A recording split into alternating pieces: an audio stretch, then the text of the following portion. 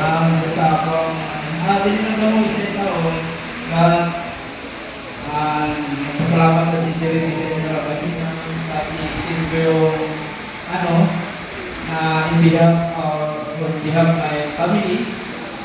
Thank you na naamo ko ron dito sa buwang mother na ano sa iyang katapusan na makita na ito siya. No? Thank you.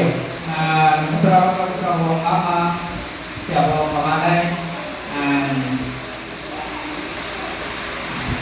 ano lang, yun nga, sabi ng ni pare or ni father, katapusan ng lahat. Pero hindi namin sinuko si mama.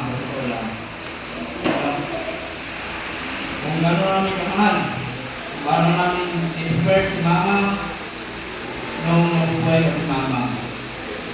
No? Dahil sa mga pray ninyo, habang nung nabubuhay ko si mama, tinting sa inyong lahat. No? Ito na yung last ni mama. Wala na tayong I surrender to my tuga. Wala tayong mang sasabihin. I-surrender na natin kay Lord. Wait lang. Ang memorize ko lang kay mama, ibang sa order mo talaga niya ako. Grabe. Discipline talaga. Si mama noon. Ako yung panganay, paano ko i-ano yung mga kapatid ko. No? Ganun si mama, si papa. No? Being eldest, yun nga, kung hindi darating mga kapatid ko, hindi ako darating. Ganun kami noon, pamilya, mga kapatid. Dalhin ko talaga yun sila hanggang magkain kami noon. No, kasirola pa dala namin. No, totoo lang. Hindi pa ganun ka tawag dito. Kapag-receive yung buhay natin ngayon. No? Yun ang imulay ko kay mama. Very strict mama. In terms nasa loob ng bahay. No? Yan siya guys. Kaya ako,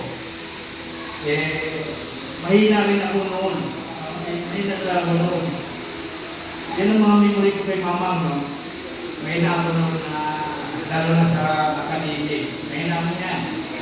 Nag-improve ko, nag-improve ang ako ang knowledge, confidence.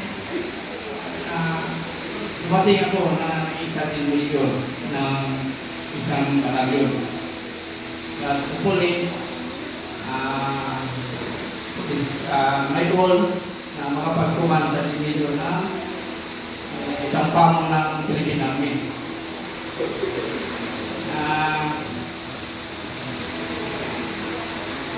Yun lang. Ako ang mamangon. We continue our nampisa natin. Kay Papa, nandiyan pa rin naman natin kay Papa. Nandiyan pa rin yung pagkaan natin kay Papa. Hindi natin iwanan. Tayo lahat, hindi tayo mag-iwan para sa atin yan.